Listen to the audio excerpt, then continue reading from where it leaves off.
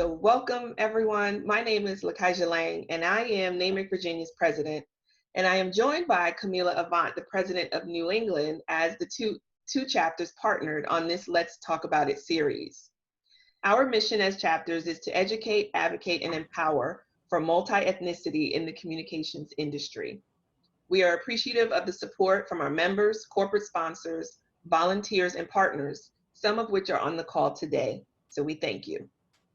We also send a hearty thank you and a virtual hug to each of you for joining us today for part 2 of our Let's Talk About It series, I Heard You.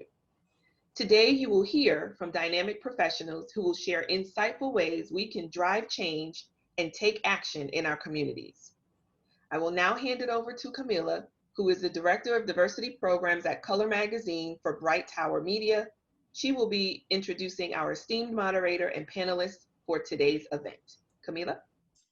Good afternoon. Welcome once again. And NAMIC-New England is also excited you are joining us in the second installment of our conversation. Let's talk about it. I hear you. I heard you.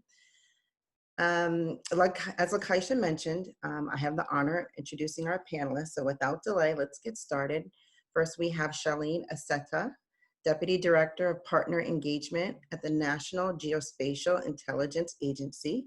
She served in the military intelligence branch as a human intelligence officer at the Pentagon, had 2 tours in Afghanistan in support of Operation Enduring Freedom, and 1 tour in Iraq in support of Operation Iraqi Freedom, as well as several other assignments. So, she is a service member, a former service member that we always like to salute and thank you for, their service. Her previous roles include as a program analyst at the U.S. White House, supporting the intelligence community, while working in the private sector in a number of roles, including a senior consultant, program manager, and then director of business intelligence, acquiring contracts in the executive office of the president with the Defense Intelligence Agency and the National Geospatial-Intelligence Agency, where she now stays right now in her role as a Deputy Director of Partner Engagement with the NGIA. I'm going to abbreviate it because it's a long title. But what her roles are is to assess, structure, prioritize, and understand the total force capability to make strategic resource decisions. She has a JD and Information Systems degree from UCLA and an MBA from Syracuse University, Program Management Professional Certification and Business Analysis certification. So she is more than qualified. Her resume, just like many others on this webinar, is so impressive. So we'd like to welcome her to our virtual stage. Next is Dr. Lambert, who is the incoming Vice President for Global Diversity and Inclusion at Portland State University. We know that Portland is in a time of crisis right now with some of our other larger cities, so we are, wishing her well out there in Portland.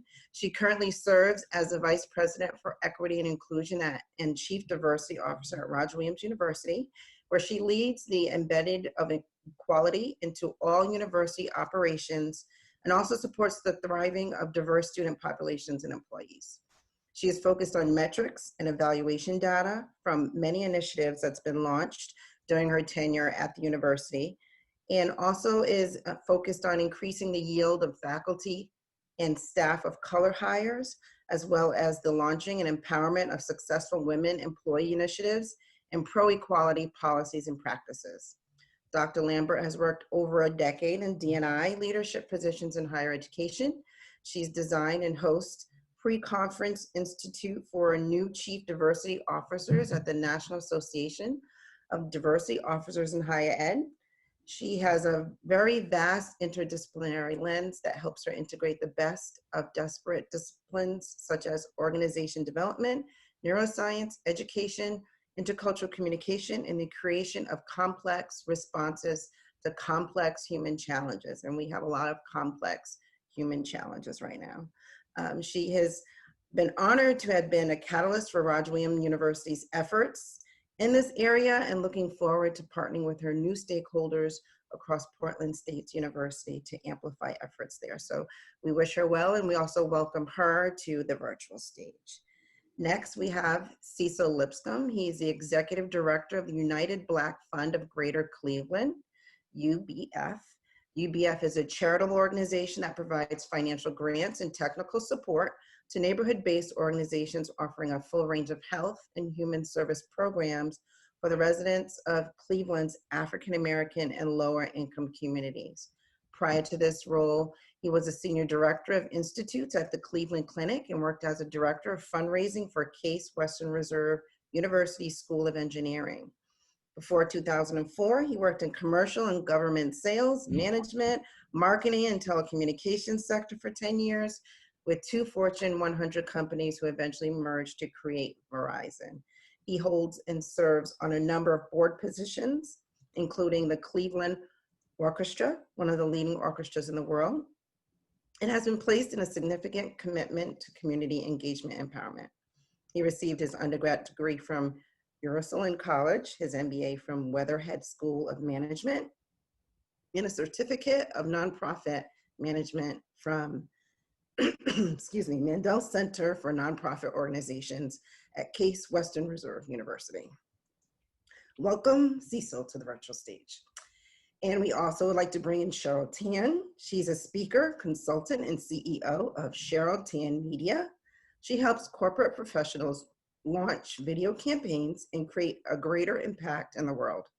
The core philosophy is great video creators aren't born, they are made. Before running her own consulting business, she was a TV news anchor, reporter, and host for television stations in Georgia and Virginia. She now shares these skills that she has learned in the newsroom with businesses and organizations around the country to help them create their own piece of valuable content. She trains teams and executives to show up better on camera. She also is a creator of Video Boot Camp, which is a coaching and mentoring program specifically tailored to help entrepreneurs and experts. Her system eliminates stress. We all need to eliminate stress. Save time. We all need to save time. And help students develop the skills to use video to reach a bigger audience. You can learn more about her system and hear her expert interviews in her podcast, Stand Out with Cheryl Tan. Welcome, Cheryl, to the virtual stage. And last but not least, good because I'm getting winded when I'm reading these bios, is the facilitator and moderator, Vonya Alleyne. She is a VP of People Solutions for Cox Communications, and she has been in that role in Virginia since 2013.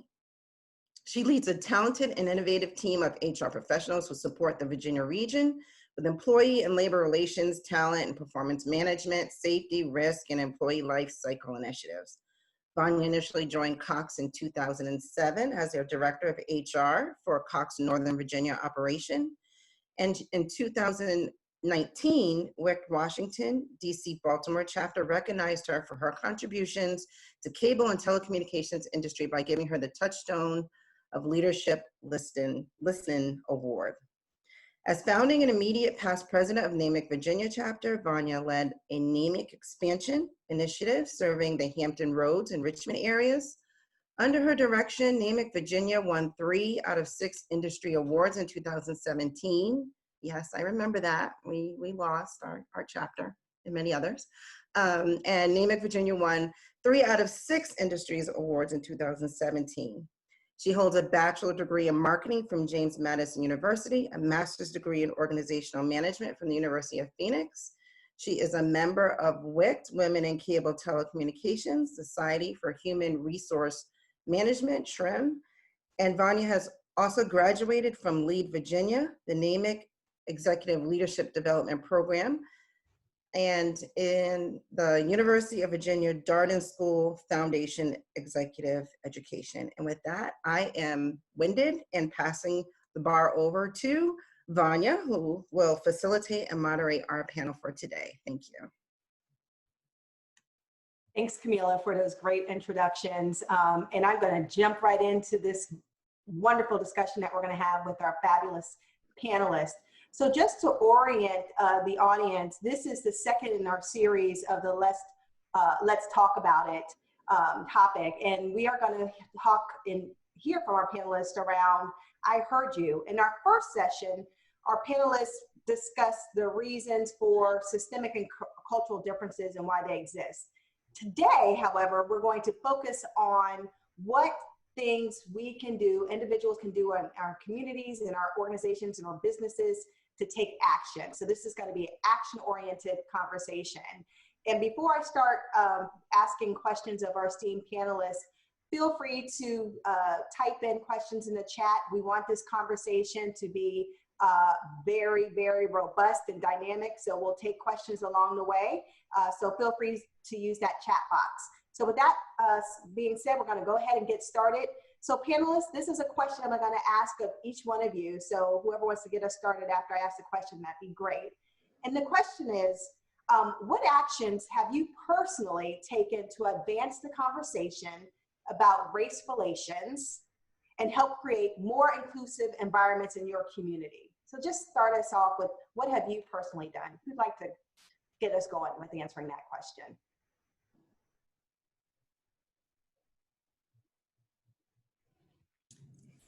I'll jump in, Vonya. Thank you so much. It's truly a pleasure for me to be a part of this esteemed panel. It is, Virginia is my hometown, home state, from Richmond, Virginia. So it's always good to connect back to your roots. And, but I'll start by answering the question.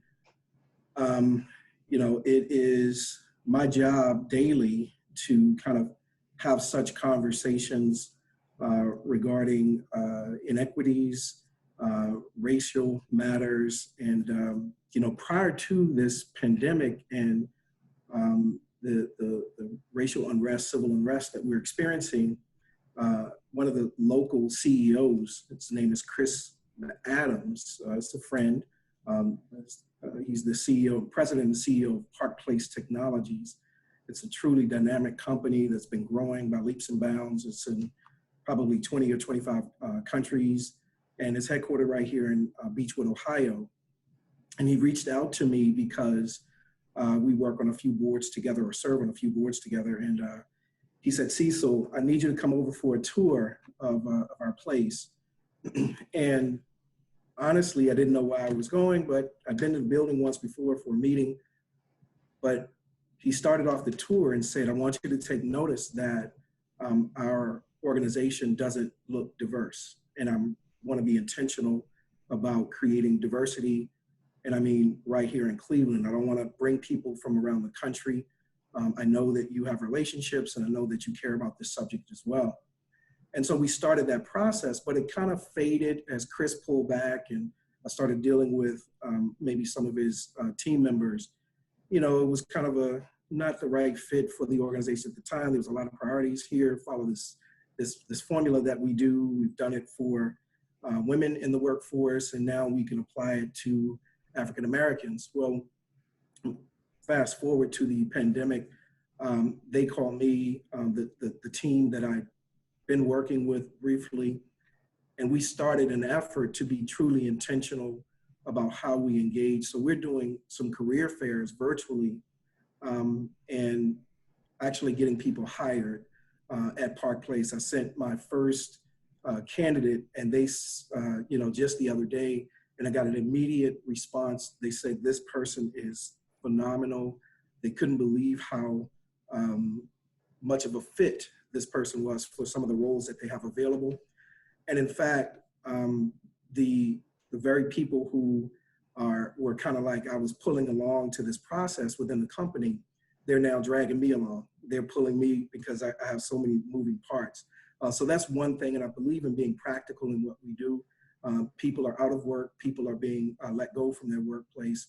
And so, finding employment is one of our key elements. Another thing is that we're creating barriers, removing barriers between traditional communication methods. So in fact, donors don't necessarily know, meaning fundraising opportunities that are in the local area. So we are creating bridges so that people with resources, means to support causes, we're actually engaging with them and introducing them to people who have a direct need, or organizations that have a direct need. That's one thing that I kind of took the opportunity because of my position, but I personally started making phone calls. My buddy, one owns a golf course, and he said, Cecil, we got PPP dollars, and I don't consider my golf course an essential business. And I was telling him that we have organizations that are elderly care organizations that aren't receiving PPP dollars. So there's a bridge that we are creating, and I'm pretty proud of that particular thing. And then the last thing I'll mention is the Equity Leadership Council with United Way. We've kind of created a conversation around how we can not only change United Way's internal culture, but how that group, which is made up of about 23 different leaders in the city, how we can engage them throughout the city for the board members of United Way and their organizations. Thank you for sharing those examples, Cecil. That's super impressive. And I'm going to come back to one of the things you referenced around removing barriers a little bit later in our conversation. Thank you for getting us started. Who else would like to share? Ame, Cheryl, Charlene, personal examples of what you're doing to advance a conversation about race relations? Yeah, I'd love to. Cecil, those were some really great examples. And especially the first example you mentioned related to awareness of that company, as he looked around his shop and realized he wanted a more diverse workforce, and how you were able to connect him with someone who is that perfect fit that maybe he wouldn't have found before. And it's that awareness that and so I was a journalist for many, many years. And where I look at it still from a journalist lens is the power that a journalist has to create awareness. And so now that I work with business owners, I work to try and get them to understand the stories within their companies and create relationships with influencers, with journalists, to get those stories out there. So, I've been in the Virginia Beach area for many years now. People still come to me and bring stories to me, which I realize is my sweet spot. Like I understand that that's where I offer value. And that's where, if you, in whatever community you're in, if you have relationships with journalists, if you have relationships with influencers, like many of the people here on this panel, is to continue to cultivate those relationships. Cecil picked up the phone how many times in the last, few months? You're picking up the phone all the time, and doing so on behalf of your community. And I think what I'm seeing now is people are more willing to do that. So a recent example is about 2 or 3 months ago, a woman came up to me, and we're in a pandemic, so she called me.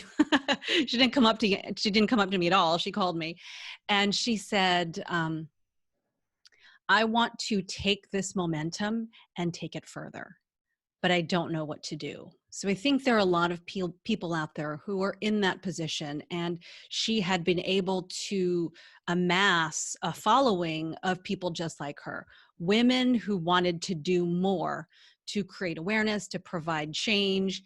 And it was more fleshed out than I'm saying right now. It was more fleshed out when she told me back then, but I saw it.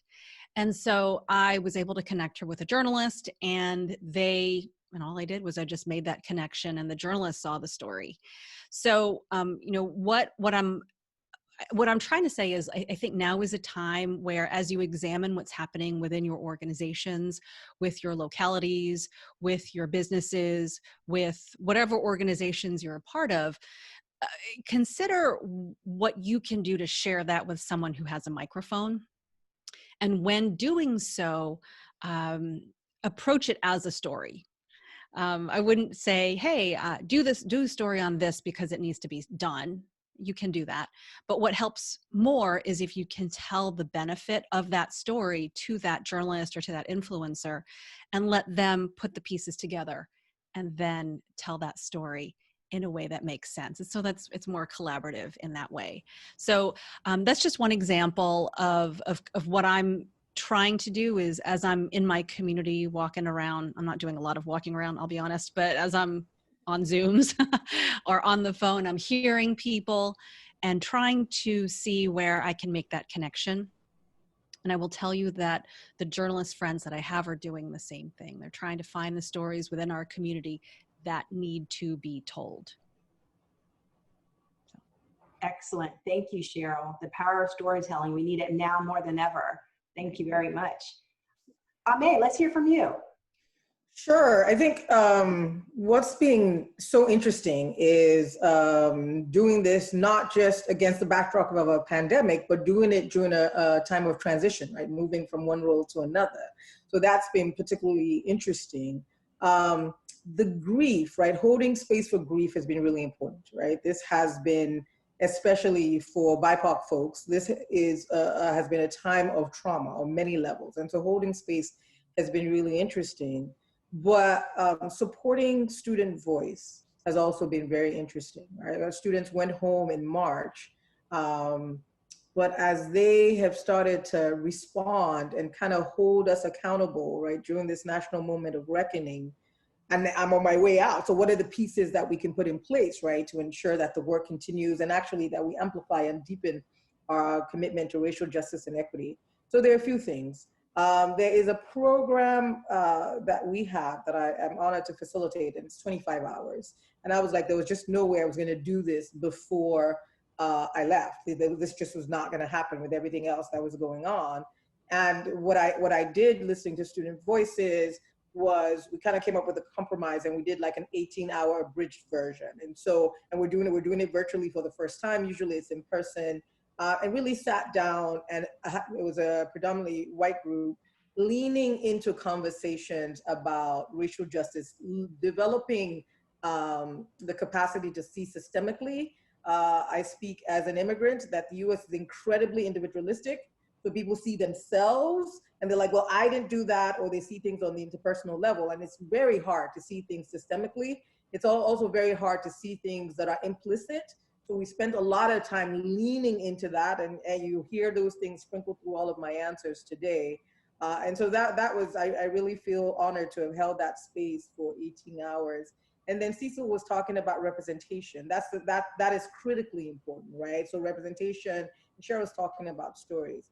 So what we did, we have a search advocate program, and it's something that I encourage. It's a best practice that you have people on every search committee whose job it is to interrupt bias in the search process, right? And bias is rampant in the search process, not because people are evil, but because our brains are just wired to go with what we know, go with the familiar, to just kind of like, we're kind of moving with the current, right? And so you have to actually intentionally disrupt that.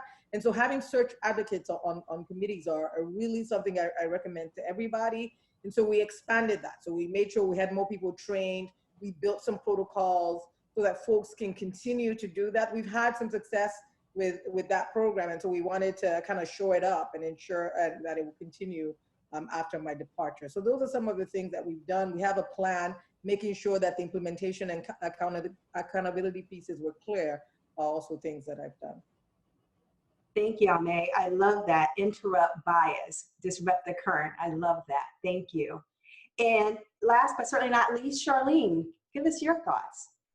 Sure. So for me personally, I'll tell you my story. I'm at the National Geospatial-Intelligence Agency, right? Try to say that 3 times fast. That is a geospatial organization. That means we do space intelligence. For the minority community, that's not something that they gravitate towards. It doesn't sound sexy, they don't understand it. And you need all these clearance levels to get in. So Uncle Jojo, who did that thing, who was sitting in that place for 10 to 15 years, might impede me to get a security clearance, so I'm not going to apply. However, we do get great applicants in the process, but they're weeded out for some reason. Everybody, majority of the people who are at my organization do not look like me. We have a public placemat of the leadership team, and you can count on one hand those that are in leadership positions. We made a big move. We hired a deputy director that's a Black female. She's my sorority sister, Dr. Stacy Dixon, first ever. She broke so many barriers at NGA. And you'll see that across the federal government. It is very systemic. So walking into my job, and I am the only one at the leadership table that looked like me, I was very taken back. What happened? Friends hire friends, of course, it's that familiarity that we already spoke about. I immediately implemented a diversity and inclusion program, right? Let's talk about the unconscious bias. Why is the workforce looking the way it is? It is time for a change. Some of the simple things that I did that we implemented was redacting names and also redacting your educational institution. Those are two factors that lead to unconscious bias, whether we like it or not. Certain names, 10 to 1, if you went to Howard or Bowie, they're already formulating who you are and creating a narrative for you before they even review that resume. So having this program where we talk on a monthly basis on the metrics, and a lot of people are they're afraid to look at their metrics and afraid to say, hey, we need to move the needle in the next direction. We don't have that full autonomy in the federal government, but we could do it with our hiring structure and a hiring strategy. If we are trying to attract diverse members to an organization, why does the EEO law only require one diverse member on the panel? It makes absolutely no sense. We've requested that we have at least 3 members on the panel to influence the outcome. And these little things that I've implemented within the 18 months of me being there have dramatically moved the needle for our organization. Just my organization. Now I only manage about 300 people, but it's taking those small steps to get to the whole. We have over 10,000 people just in this area that support my organization. But those small things, and people are taking notice of some of the things we're doing. You might not be familiar, but in the news, NGA was a topic not for capturing Osama bin Laden or some of the great things that we've done, but because of our Black promotion. So something was released by anonymously talking about our Black promotion process, our promotion process, which of course was not in a good light for how we select, how we are doing the selection process. It really weeds out minorities and diverse members because of criteria that they establish, and someone exposed that to the press. And because of that, and Dr. Dixon came on board at the same time, she took that by hand, and we have implemented a whole strategy to change the narrative about that Black promotion study. So I would say one step, we have to teach, remove those unconscious biases. We have to participate, make sure we're part of these panels and having these discussions, not only amongst us, but across the broader, because yeah, we have the conversation amongst us, but I don't think we're the problem. You know, we need to expand it to the people who are actually propelling the problem. And we also have to invest in our community. We have to invest the ground up, I spoke about those resumes and, coming in for those interviews and things like dressing the part, looking the part, making sure that if you're submitting your resume to the FBI, CIA, and GA, that it is a top-notch product so you could get considered. And that comes with a little bit of coaching and mentoring and having those conversations and, sponsoring those top teams of America, those scouts, and, a lot of the groups that are out there to, for us to take under our wings and mentor, because they're in the next generation. That's all I have. Out. Well, that's all you have. That's a lot. Thank you very much. I wrote down lots of things you said, but what's stood out to me when you said taking small steps to drive large impact. So thank you all very much for sharing your personal commitment and things you've done to advance the conversation around race relations and creating more inclusive environments. I'm going to move on to the second question, and this is a question I'd like for you, Alleyne, to answer. And the question is, when asked by a white colleague or friend, what can I do to help you now? What would you say would be the appropriate response to that question? Yeah, it's a good one. First, I would say come spend 25 hours with me so that we can really kind of dig into this, right? So I'll come back to that in a second. But I would say, you know, how can you help me as in my community, and how can you help you as in your community, right? So let me talk about both, right? So I mentioned interrupting. I think there's so many things that my white colleagues can do to interrupt that don't cost a lot, right? So like a person of color can do it and it might cost more, but a white person can do it with little or no repercussions. And so I encourage folks to lean into that. In meetings, people of color, this is also true for white women, tend to be spoken over or to be dismissed. You can nicely say, I would like to come back to that point that Charlene made, because I think that was really interesting and I don't want to miss that, right? You can do that. The research is also very clear that when we present an idea, forget about the merits of the idea, we are less likely to win support for that idea. How can you lend some social capital to that idea, right? And so these are little things, they don't cost anything, right? These are little things that people can do. Folks will remember more about the person who stands out. So when there's gossip, oh my gosh, Alleyne was late twice in a week, oh my gosh.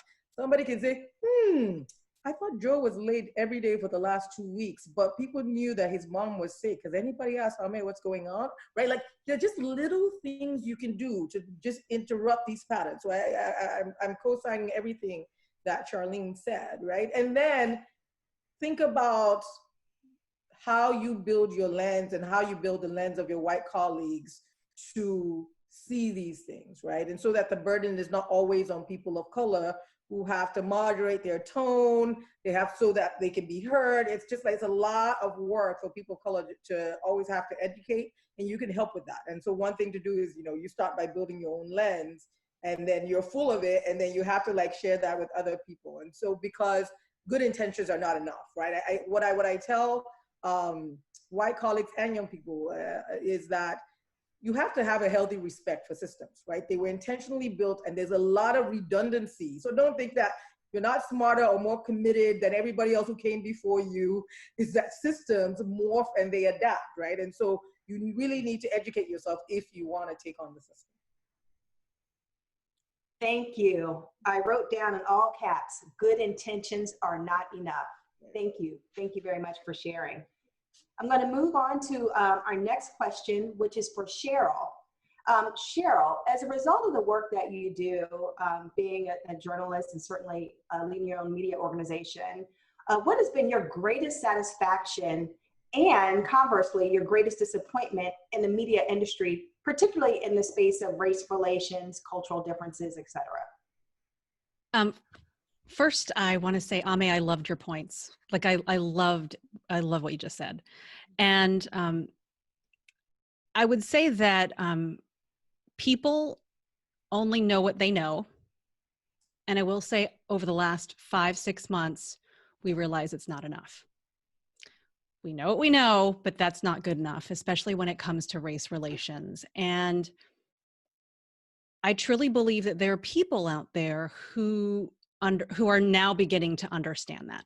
So that being said, when we're talking about the question that I'm going to answer related to media and some of the things that I am so grateful that I had a part of is how it's played a role in my own life. So a lot of times when I go anywhere, I'm usually the only one that looks like me. Anywhere, as I think here, maybe like anywhere, I'm usually like the only one anywhere. I grew up in Northern Virginia. I know that's so odd, but back then it was still just me amongst people who didn't look like me. And then my first job in television was in Macon, Georgia. I've lived in Richmond, Virginia, and now I'm in Virginia Beach. And what I'm so grateful for, and it's really a very selfish kind of thing, is how the career that I've chosen helped me understand the power of diversity. So all the newsrooms that I've been a part of, and not all newsrooms are like that, I will say that, but the newsrooms that I have been a part of have been extremely diverse, rich and diverse. And could it be more?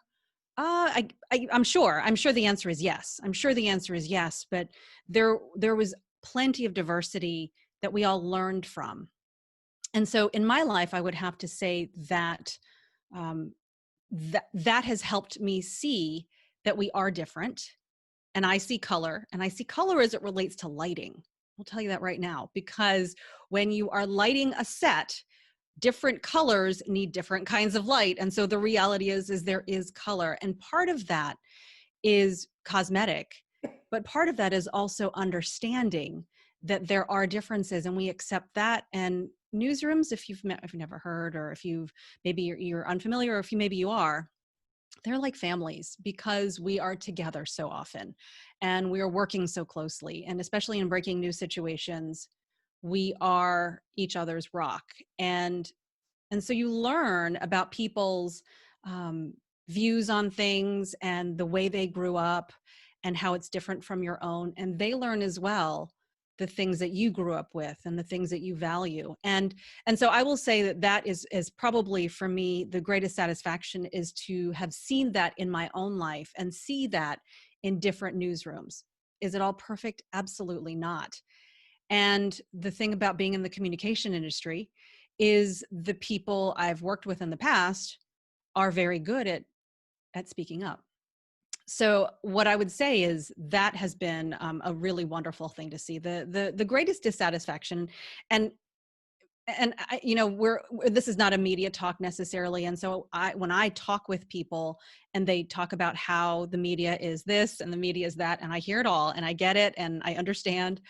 A lot of times they'll say to me, well, the media doesn't cover this and the media doesn't cover that. And a lot of times it's because we don't know about it. And you might say, oh, but I did tell them about it. But sometimes it's how you frame the story, as I mentioned before, that makes the story get heard. Charlene had such a good point about mentoring and coaching people who are writing resumes. If they take off the name and they take off the school, for everybody, the resume stands on its own. The story stands on its own. So it's got to be strong. Period. The story has to be strong, period, in order for it to be remembered and to be followed up on. And I mean, every situation is different, so I can't speak for everything. All I can tell you is from my experience that when people say to me, and they have said to me, why aren't you covering this story? Well, I need to see some details. I need to hear more. I can't put something on the air that's not backed by fact. So I need more. And if there is something that you can offer me that I can bring to my news director, to my producers, then I'm happy to do so. But let's work on that and get more details and more facts and more pieces to the table to help you share that story with more people. And then use the media as a megaphone that helps get more people to understand your point of view. So that's probably what I would say is that, I mean, in my life, it's been a blessing to have this diversity, this group of friends and family from around the country that I wouldn't have had before, but that I also see that there's still so much to do, and panels like this help that be heard. Thank you, Cheryl, for sharing. And one of the things I wrote down from what you said, and I appreciate you saying this, is that you do see color and how you see color as it relates to lighting. And so I'm going to use that as a segue for the next question, which I have is for Charlene, which is sometimes we hear or have heard people use a narrative or say, I don't see color. And they say that in a way to maybe garner support or maybe excuse or explain whatever biases they may or may not have as it relates to race relations and sensitivities. So how do we use that narrative of I don't see color to leverage or garner support from people with that mindset? How do we leverage that I don't see color to something maybe more positive, or giving a positive outcome? Yeah. First, I'd like people to stop saying I don't see color, because if we don't see color, you're not seeing the issue, you're not seeing me. And I am like a triple situation here. I am I'm an immigrant, I am Black, I am female, so I need you to see all these things to understand where I need you to help us push the agenda forward, like changing policies and laws. And I'll talk about policy and law for a second. we have too many legislation in this country that either put us in a box or exclude us. Put us in a box. So I'll tell you my story. So grew up overseas. I was actually born in the US and I left when I was 1 and I came back at 17. I lived in Central America. And the first time that I was exposed to any type of segregation, racism, understanding was when I was applying for a college application. Because the United States of America is one of the few countries that identify your ethnic origin by the color of your skin. I grew up calling myself Belizean or Central American. And so I was looking for the box to say American, simple enough. But here you have to select black, white, Native American. There are like 2 others of Hispanic origin, Hispanic but not black. I'm Hispanic and black. What do I check? We create too many boxes to conform to, so we can have to conform to this ideal. Secondly, these policies and laws. If we do not get to the root of the problem, which is putting the right people on the benches and right people in the White House and in the Senate, then we'll never change how people see us and treat us. For example, it's like a double jeopardy. They create laws that impede us from even going to the voting polls, right? Of course, the prison system is predominantly minority, so that excludes a whole population that's unable to vote. So I'll close off and say, if we don't get out and vote and change the people in the benches, so we could change laws and policies, we'll continue to have this conversation. We can't just have a moment, we need a movement. Tagline, Black Lives Matter. All right. I appreciate it. Thank you very much. All right. Good stuff. Good stuff.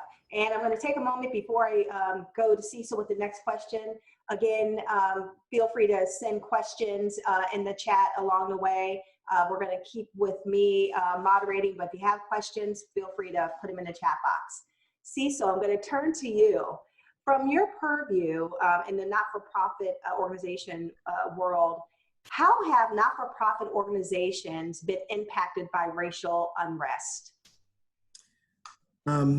Well, so I'll say that here in Cuyahoga County, we have well over 15,000 nonprofits just in our county.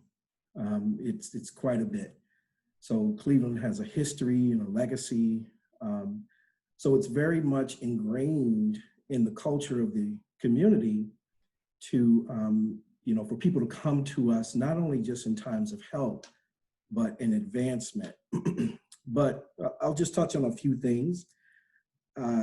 Raised awareness is beautiful, but increased funding is powerful.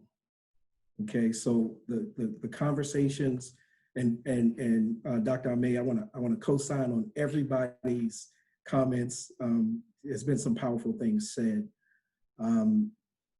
The reality of understanding where America is right now and how each of our communities is a microcosm in this commonality that we're experiencing in the pandemic and the injustices that are being realized in various pockets throughout the country.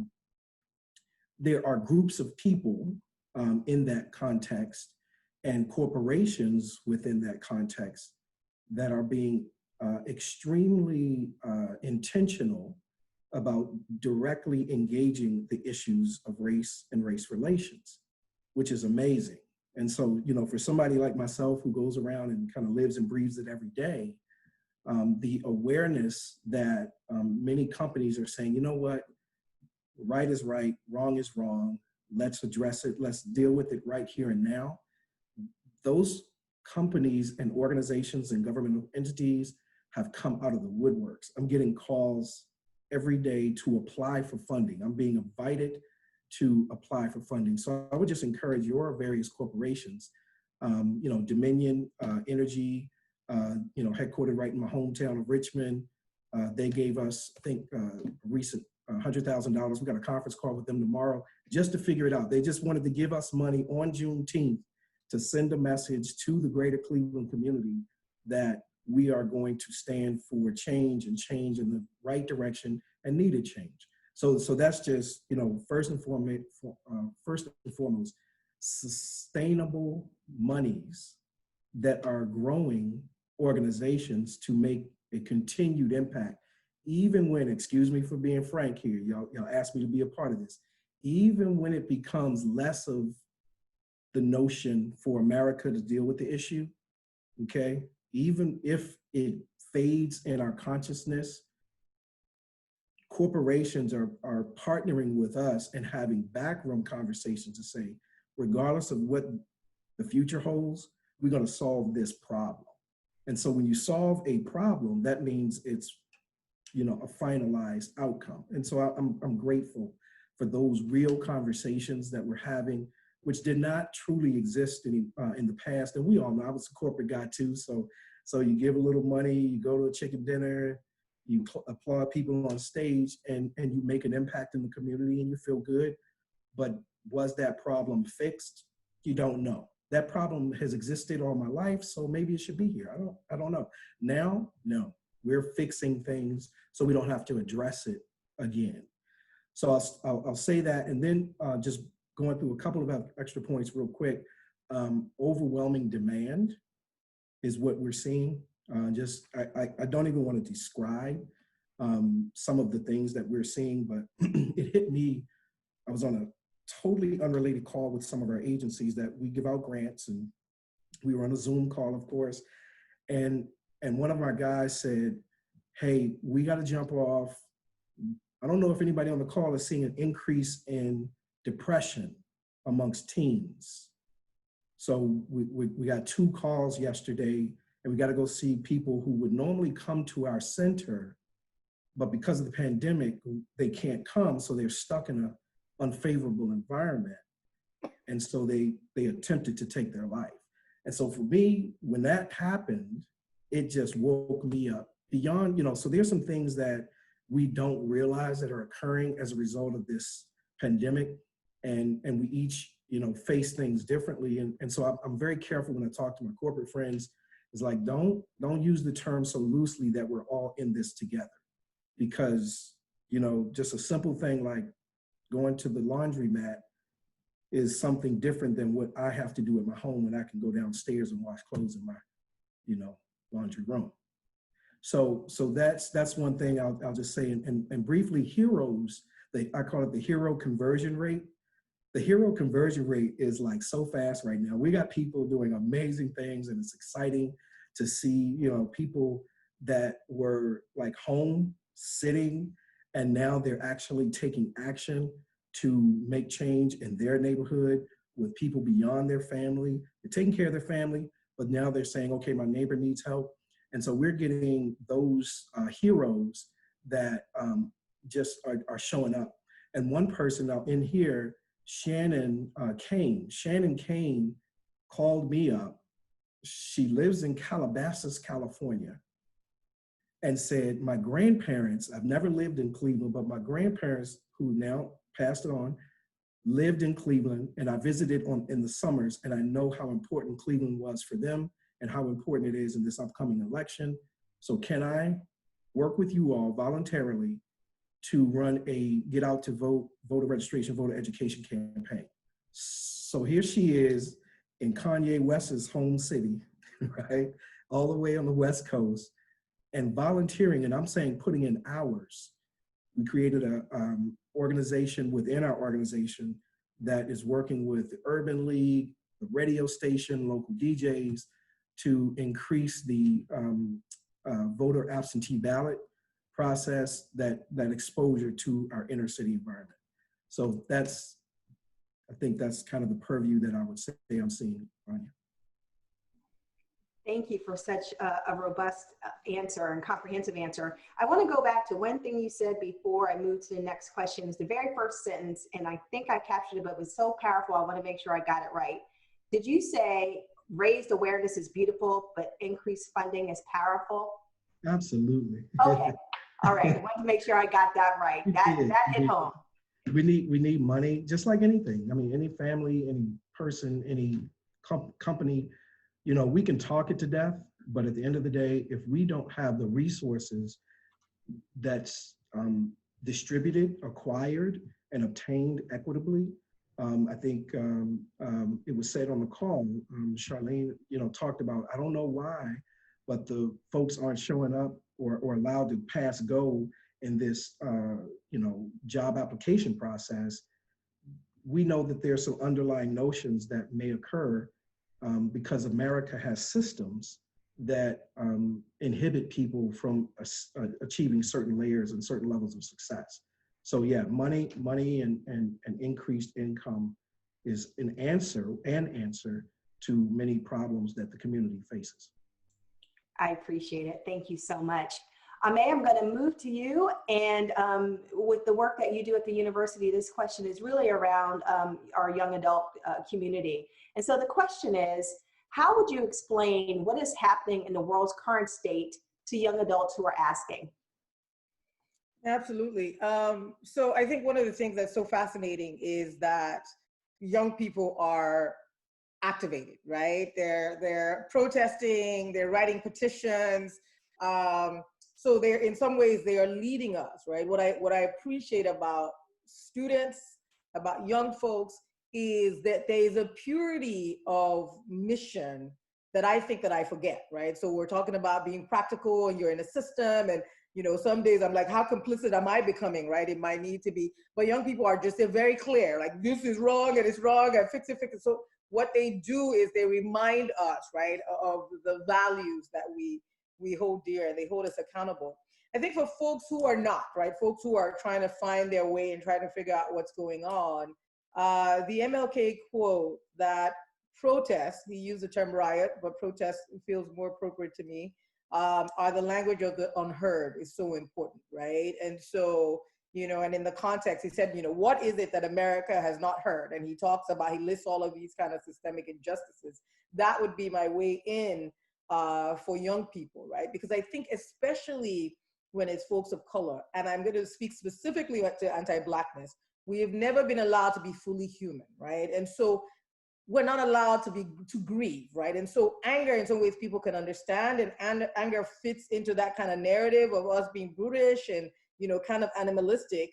But grief, right? Like grief and the ability to see pain in anger is something that I would like to spend a lot of time with young people, right? Helping them understand that. And what Cecil said about the young folks who attempted suicide, you know, resonated, right? And so, like, I've read all of the commentary and heard all kinds of stuff about, and it's true, about how, for example, the Black women do not get as much attention in terms of anti-Black violence, and it's absolutely true. And so, you know, there have been comments about, you know, why George Floyd and not Breonna Taylor, for example, right? And all of those things ring true to me. And so it's not a both for me, it's an and, or it's not a but.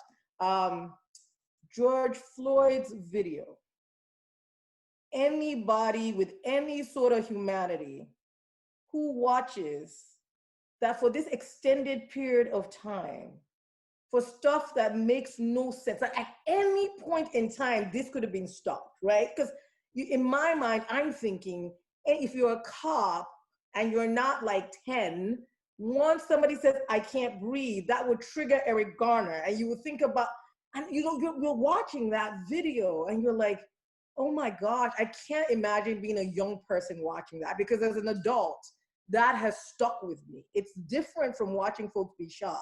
And always, I ask myself when these videos come out, are we playing into kind of violence and trauma porn, or are we bearing witness?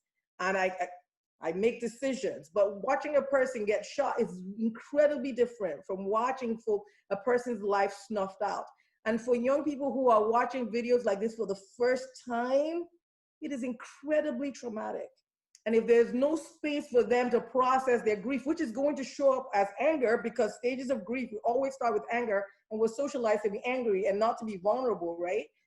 Gosh, right? And so I think for young folks, allowing them to grieve, figuring out how to partner, right? So they have both passion, but a purity of vision that in some ways we've lost. And what we have is kind of figuring out how to navigate systems, right? And so if we could build these intergenerational safe spaces where we respect what each other is bringing to the table, and then for folks who are trying to like just kind of figure out what's going on, why is everybody so angry, we need to put them into a context. So I like to get people to read MLK's letter from the Birmingham jail. It's one of my favorite pieces because he was in prison, you know, plagiarism. I was like, he was in prison, right? Like there's nothing, like no story or whatever, right?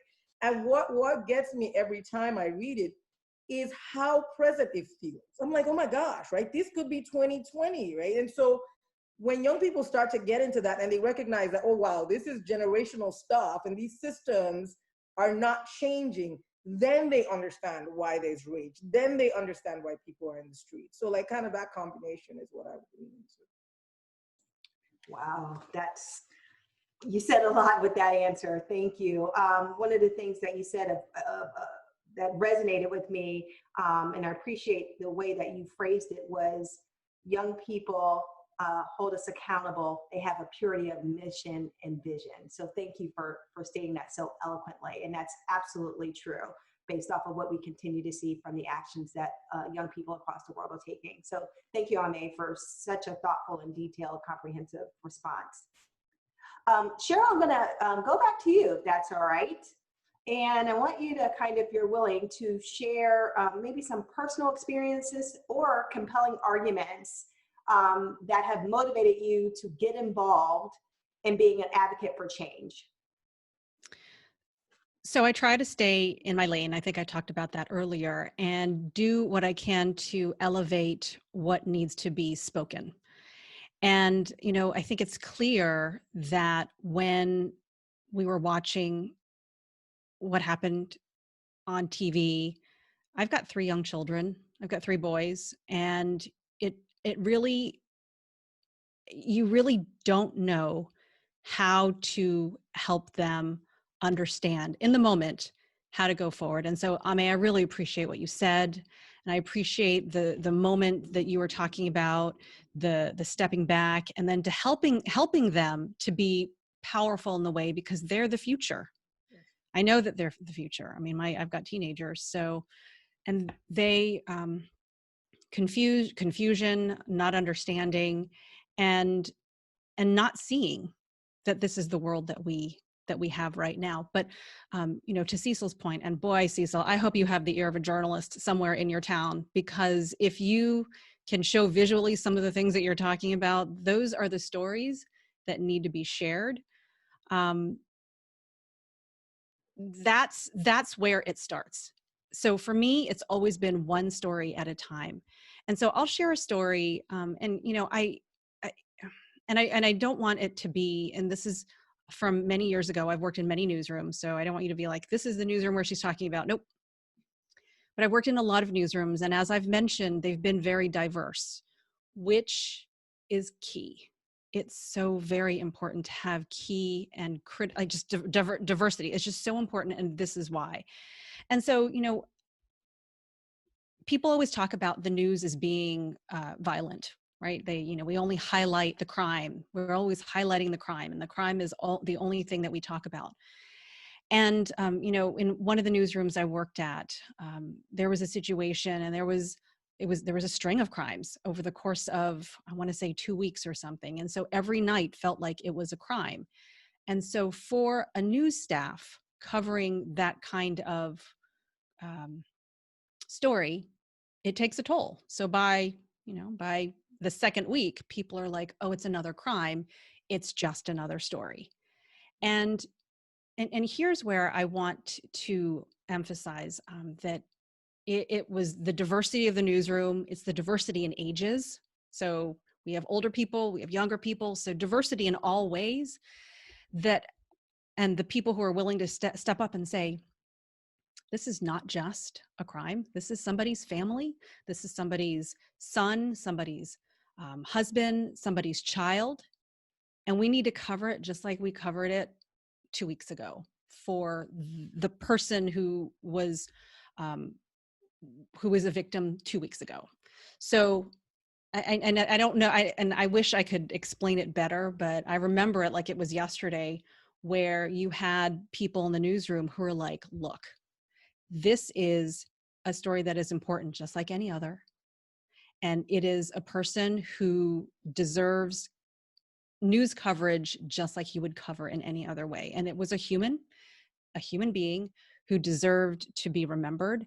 And it turned out to be a really incredible story. So that's one of the reasons why I'm so passionate about making sure that when people tell me stories that need to be heard by a larger audience, I'll find that person and be like, you need to contact X, Y, and Z. Because sharing these stories in a smaller group is fine, more than fine. There are some amazing people in this community who will take these stories and run with them. But if you can find someone with a microphone and a bigger audience, then that has the power to bring it to another level. So I say that just to explain that the diversity of viewpoints makes it possible for more stories with more meaning to be told. Thank you. Great things that you said here. And I like what you said around ensuring that the stories that need to be heard are told. That resonates just so loud and clearly in these current times. So thank you for sharing that. Charlene, I'm going to go back to you, and I'm going to ask you, from your perspective, what roles do local communities, institutions, and government play in helping race relations? And then what can we do as citizens, as part of our local communities, to help those institutions and the government be better?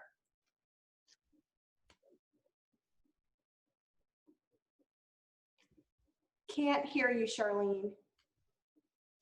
Can you hear me now? Yes. Okay. So I think this is an old question. This is an old debate. Where does government fit in race relation? How can they move the agenda to accommodate the minority serving institution, and to kind of change the narrative, things that are happening now in the community? And I think it was like 22% of a majority said, no, government has no place in race relations. That's a community issue. It should be a grassroots driven. While 54%, predominantly Black Americans, said, we need legislation to help with race relations. And I think all of us here kind of support that as well. So at community institutions like BLM and NAACP, you know, they continue to need support.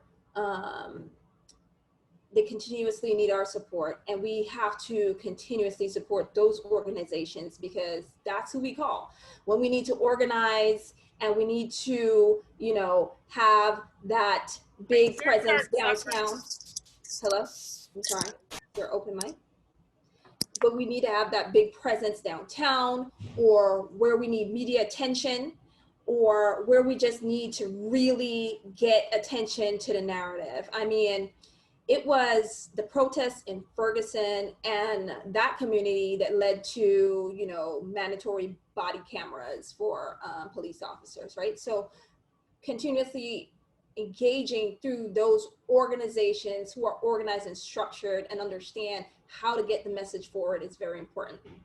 And then I'll go back to Cecil. It is very important that we have a sound economic structure in the Black community. We could talk all day, but really money drives change. We have to teach our young adults how to manage their money, how to create wealth, how to invest in themselves through education. And we also have to support Black businesses, right? We always prefer to call other folks that are cheaper or reasonable, but we should support Black-owned business, because if we support them and create an economic infrastructure, we will be able to have more of a voice and more seats at the table.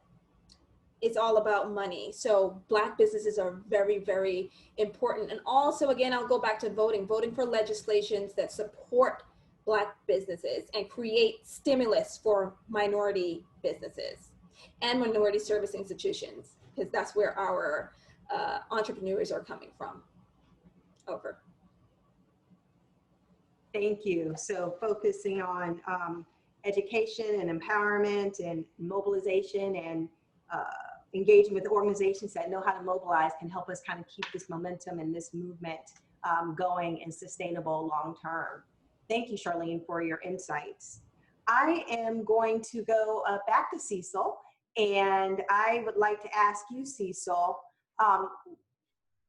from your point of view, what would need or have to happen so that people from different backgrounds could more easily work through their understandings of how race affects, day-to-day common situations? It's easier said than done. Let's just say that. I'll preface my comments with this, but it's also simple to me. And the principle that I use, that I would encourage most people who have a heart to do so, or mind to do so, is to see yourself in others. It's just that. If you can see yourself in someone else, and if all things are equal, then I think it would help create empathy and create opportunities for the dialogue and the openness that it will take to create the change or sustain the change that we need as a community.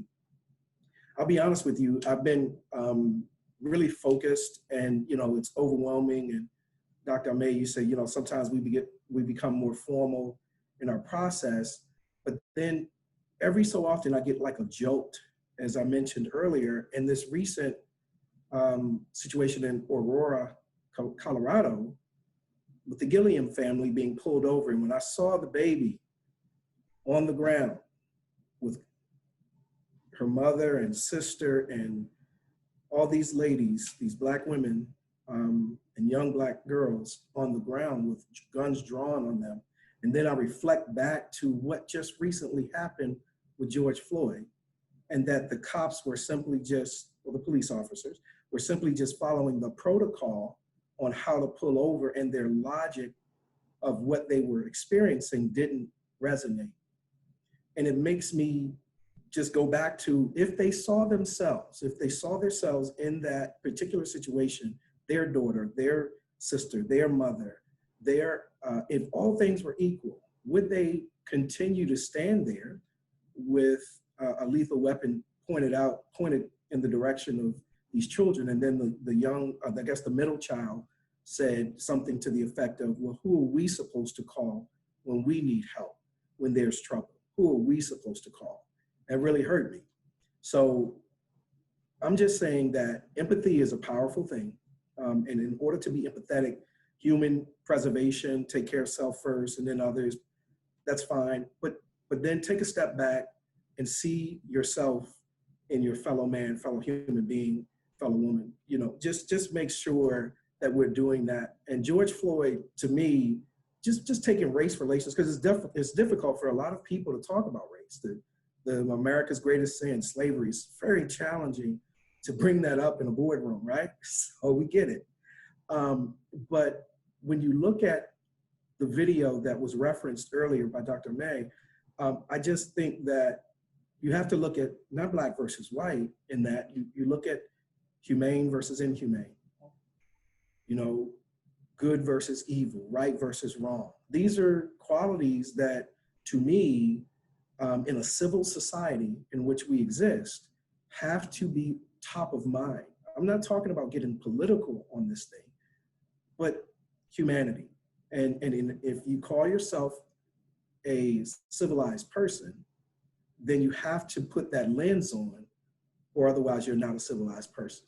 And I'll just leave it at that. Thank you so much for the opportunity to participate in this panel. You're welcome. You're saying that like you're signing off, but we're not ready to let you go yet. I'm sorry. That was like my personal Zoom drop. That was your mic drop. I'm just. Well, I like your mic drop statement of see yourself in others. That is as eloquently said and needs to be said and repeated often for all of us to hear. So thank you for that. I'm going to ask the panel one kind of closing question for all of you. And then we'll open it up for questions from our audience. We've talked a lot. You all have shared tremendous insights. Literally, I have quoted you multiple times and will do so, just so you know, going forward in the future. So your words will be sustainable. So we've talked about actions and activities and different things that we can do. And so the closing question for the panel is, with all that we've talked about, is there any other actions that we haven't discussed that you might encourage community, business, or government organizations to take or should take to improve race relations? Is there anything that we haven't talked about that you would recommend?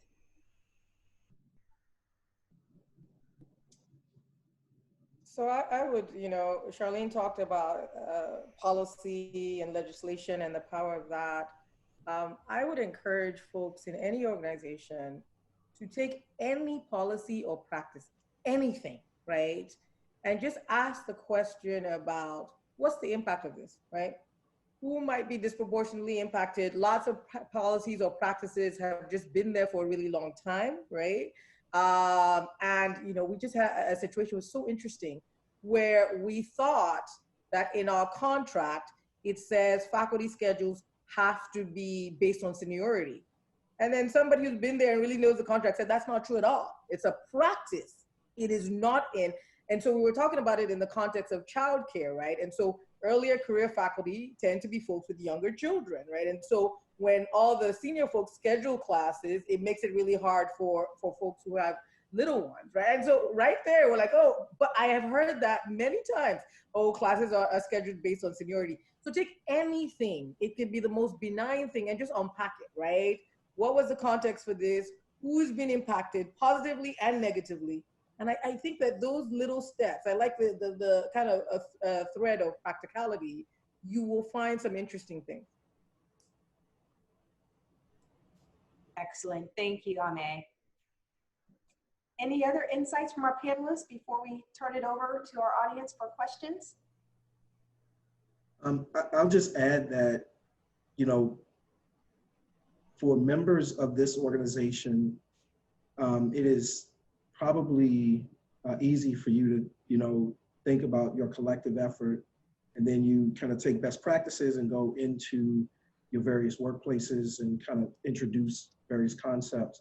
And I would just encourage you all, I think I'm certain based on some of my experience and what I've seen online, that you all are participating.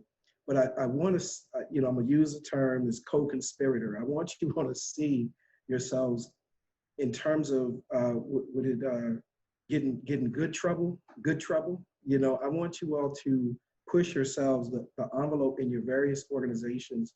I would just encourage you to go beyond what you are normally accustomed to doing, because the needs have grown exponentially. And this is an opportunity that you all can create that lasting change within your various organizations and affiliations. So I just felt the need to kind of share that organizations like mine at United Black Fund and many others across the country, we need the corporate support, because we sit at the table a lot of times and we don't get introduced to the diverse workforce. So thank you. I appreciate that. Thank you, Cecil. Anything else? Cheryl or Charlene, anything else that you'd like to add? Yeah, I wanted just to say something about the power of leadership and how that is more important now than ever. And leadership can be the leadership you have over your own family members. For me, it's a husband and 3 sons. Leadership that helps them understand that we don't have all the answers, but that we are asking people who know more, who may know better, but that we're all still trying to figure stuff out. I mean, they're all listening right now. Because we're all together, like everyone's all together now, and they're listening to the things that come across on the television, through the phone that is always in front of them, but also on the Zoom calls that we're all on. And so leadership, as Cecil was mentioning, of your own organizations, that if there's a budget that can support others, that if you can buy from minority-owned businesses, and I've really been thinking about that lately, that the power of the dollar, the money that we're spending, is to not just go for the easy place, the cheapest, the simplest, the one that you always have gone to purchase X, Y, and Z, is to look for local businesses that are of color, who can deliver to you or offer you the same or better, but the leadership that we can share and that we can cultivate, that helps people understand that we're there to listen and to offer guidance and respect, most of all. Thank you, Cheryl. Charlene. And I'll piggyback on Cheryl. Cheryl, thanks. I think we just need to have the best representation of ourselves as well. I think for a lot of people are unfortunately discouraged from some Black-owned businesses because we bought, some of the stereotypic things. We need to be on time. We need to make sure we deliver when we're tasked with a job. We just need to show up, show out, because we are capable. And it is so important for us to represent ourselves a certain way. I would tell you, I was in tears when I saw the folks that were out there protesting, trying to bring the agenda forward. And we had these people who were just disruptive, who completely changed the entire narrative of what the intent was by the looting and things like that. Thank God there was the media, change the focus and really hone back into, hey, this is what happened. These people are out here trying to be heard. But that was just an example where we do one thing and then that becomes the focus. So as entrepreneurs, as professionals, as folks that have, the mic, we need to make sure that we represent ourselves well, so that we can remove some of those stereotypes. And I think that we will get more attention in a more positive way. Over. Thank you all so much. This has been just an absolutely riveting conversation, and I hope that our attendees have enjoyed it as much as I have enjoyed facilitating and listening to just tremendous, powerful words, and more importantly, tremendous, powerful recommendations for action. So thank you to our panelists. Before I turn it over to Gail for closing remarks, Tony, I just want to check in with you to see if we might have time for one question from the audience. Do we have anything in the chat or? Nothing in the chat to discuss. All right. Well, again, I'm going to say thank you to our panelists. You've been amazing. Just so much information you share with us and the time we spent together this evening. I'm going to turn it over to Gail Thorogood, who is our NAMIC-Virginia Secretary, for closing remarks. Thank you. Thank you, Vonya. I wholeheartedly agree. Such awesome conversation. Vonya, I want to thank you for graciously leading us through this dynamic content. Just amazing. I want to thank each one of our phenomenal panelists of leaders who are driving change in our communities. Dr. Lambert, Cecil Lipscomb, Charlene Accetta, and Cheryl Tan. You have provided us today with such rich dialogue, and we truly appreciate the inspiration that you've brought us today. I also want to thank our NAMIC-Virginia and NAMIC-New England members and all attendees for joining us this afternoon. Please join us for our upcoming events. For NAMIC-Virginia, we have Gig Talk, Understanding Tomorrow's Generation of Connectivity, on Wednesday, August the 12th, between 2 and 3 p.m. Eastern Time. And NAMIC-New England presents How to Navigate the New Now. That will be on Thursday, August the 20th, between 3 and 4:30 p.m. Eastern Time. And finally, to find out more information about NAMIC-Virginia and NAMIC-New England chapters, please visit our websites and follow both chapters on our social media platforms. That's Facebook, LinkedIn, Twitter, Instagram, and yes, YouTube. Everyone, it's been a pleasure. Hope you have a great afternoon and enjoy the rest of your day. And we hope to see you at a future NAMIC event. Thank you so much to everyone.